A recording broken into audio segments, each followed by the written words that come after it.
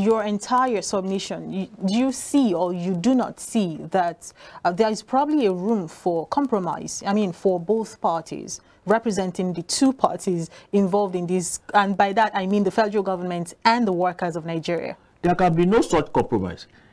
Minimum wage negotiation, they are not a Tea Party affair. They are actually an attempt by the workers to try and recalibrate the process of capitalist exploitation going on. It's a question of workers trying to fight for a bigger share of the value they have been created over the years that the capitalist elite have been stealing. And I'll give you an example. If you look at, let's just look at the historical economic milieu in this country. Let's take it from 2020, year 2020, which was the year of COVID-19 pandemic, and now.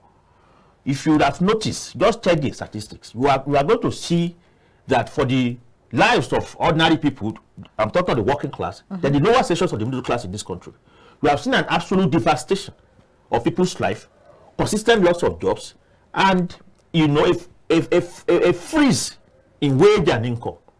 The percentage share of the wealth of society that the working class had prior to 2020 has gone lower from 2020. But when you look at the other side of the economic statistics, you see that the tiny section of the capitalist elite in this country, of the population in this country, which are is the capitalist elite, have actually increased their wealth multiple times. I can't remember the House Farm was it that brought out a report 2 weeks ago that 6 people in Africa now have as much wealth as half of the population in the continent. That is 6 people in this Africa has as much wealth as 700 million people, and one of these 6 people is Dangote. So the point I'm trying to make, therefore, is that we have had over the past few years, from 2020, a very huge conversion of public wealth, of common wealth, into the hands of a tiny ruling elite.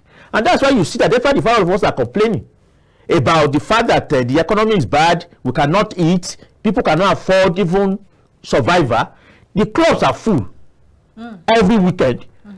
Nigeria is still the destination for luxury products. When you're talking about wine, when you're talking about fashion items, when you're talking about cars, technology, some of the cars that you don't even see on the road in Europe are already in Nigeria, already in Africa. So that's to tell you that what we have is a situation of uneven and combined development, where in a country which has some of the poorest section of the world, also have some of the richest people. It is this unfair, inequitable situation the minimum wage negotiation is meant to recalibrate. So there can be no compromise on that. And that is why labor must guide its loins. What workers are fighting for with minimum wage negotiation is a fairer share of their sweat and of their labor. And there can be no compromise on that.